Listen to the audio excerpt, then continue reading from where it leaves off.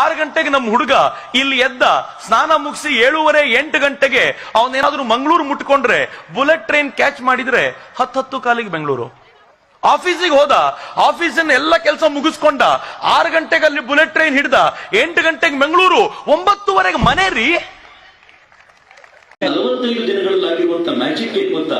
10 gram ಬಂಗಾರಕ್ಕೆ 3,000 ರೂಪಾಯಿ down ಆಗಿದೆ, 1 ಗ್ರಾಮ್ ಮೇಲೆ 300 ರೂಪಾಯಿ ಡೌನ್ ಆಗಿದೆ. ಏನ್ ಮಾಡಿದ್ರು ಮ್ಯಾಜಿಕ್? ಬ್ಲಾಕ್ ಕ್ಯಾಶ್ ಹಿಡಿದ್ಬಿಟ್ರು ಅಷ್ಟೇ. ಎಲ್ಲಿ ಕೊಂಡ್ಕೊಂಡು ನೋಡ್ಬಿಡ್ತೀನಿ ಅಂತ. ಯಾವಾಗ ಬ್ಲಾಕ್ ಕ್ಯಾಶ್ ಅಡ್ಡ ಹಾಕಿದ್ರು, ಕೊಂಡ್ಕೊಳ್ಳಿಕ್ ಬೇರೆ ಏನು ಇಲ್ಲದೆ ಇರೋದ್ರಿಂದ ನಾರ್ಮಲ್ ಲೆವೆಲ್ ಬಂತು. ಮಿತ್ರ, ಹಿಂಗೆ ಕ್ಯಾಶ್ಲೆಸ್ ದುನಿಯಾ ಆಗ್ಬಿಟ್ರೆ ಬಂಗಾರ ಯಾವ ಲೆವೆಲ್ ಬರುತ್ತೆ ಅಂದ್ರೆ, ನಿಮ್ ಮಗಳ ಮದುವೆನೂ ಧೈರ್ಯವಾಗಿ ಆರಾಮಾಗಿ ಮಾಡ್ಬೋದಾದ ಲೆವೆಲ್ಗೆ ಬಂಗಾರ ಮಾಡ್ತದ. ಜನ್ಮಕ್ಕೆ ಹೋಗೋ.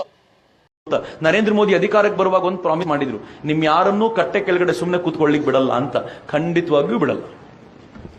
ಎಷ್ಟು ಕೆಲಸ ತಂದಿಡ್ತಾರೆ ಅಂತಂದ್ರೆ, ಪ್ರತಿಯೊಬ್ಬರು ಮೈ ಬಗ್ಗಿಸಿ ದುಡಿಬೇಕು, ಚೆನ್ನಾಗಿ ಅರ್ನ್ ಮಾಡಬೇಕು, ರಾಯಲ್ ಲೈಫ್ ಲೀಡ್ ಮಾಡಬೇಕು ಅನ್ನುವಂತ ಕಲ್ಪನೆ ಇದೆಯಲ್ಲ, ಅದು ನರೇಂದ್ರ ಮೋದಿ ಅವರದ್ದು. ಆದ್ರೆ ನರೇಂದ್ರ ಮೋದಿ ಎಲ್ಲ ಹಾಸ್ಪಿಟಲ್ಗಳನ್ನ ತಾವು ನೆಟ್ ಮೂಲಕ ತಮ್ಮ ಕಂಪ್ಯೂಟರ್ಗೆ ಕನೆಕ್ಟ್ ಮಾಡ್ಕೊಂಡಿದ್ದಾರೆ, ಲ್ಯಾಪ್ಟಾಪ್ ನಲ್ಲಿ ಕನೆಕ್ಟ್ ಮಾಡ್ಕೊಂಡಿದ್ದಾರೆ. ಈ ರಾತ್ರಿ ಅರ್ಧ ಗಂಟೆ ಕೂತ್ಕೊಂಡ್ರೆ ಇವತ್ತು ಯಾವ್ಯಾವ ಹಾಸ್ಪಿಟಲ್ ನಲ್ಲಿ ಎಷ್ಟೆಷ್ಟು ಜನ ಟ್ರೀಟ್ಮೆಂಟ್ ತಗೊಂಡಿದ್ದಾರೆ ಅಂತ ಒಂದು ಕ್ಲಿಕ್ ಅಲ್ಲಿ ನೋಡಬಲ್ಲರು.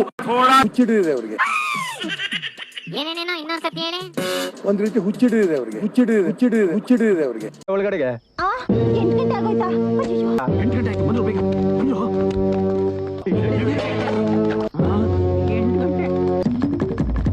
ಬ್ಯಾಂಕ್ ಅಲ್ಲಿರೋ ಅಷ್ಟು ಹಣವನ್ನ ಚಿನ್ನವಾಗಿ ಕನ್ವರ್ಟ್ ಮಾಡಿದ್ರೆ, ಇನ್ನು ಮುಂದೆ ಈ ದೇಶದ ಹೈವೇಗಳಿಗೆ ಟಾರ್ ಹಾಕೋದು ಬೇಡ, ಚಿನ್ನ ಹಾಕಬಹುದು ಅಂತಂದ್ರು. ಟಾರ್ ಹಾಕೋದು ಬೇಡ, ಚಿನ್ನ ಹಾಕಬಹುದು ಅಂತಂದ್ರು. ಟಾರ್ ಹಾಕೋದು ಬೇಡ, ಚಿನ್ನ ಹಾಕಬಹುದು ಅಂತಂದ್ರು.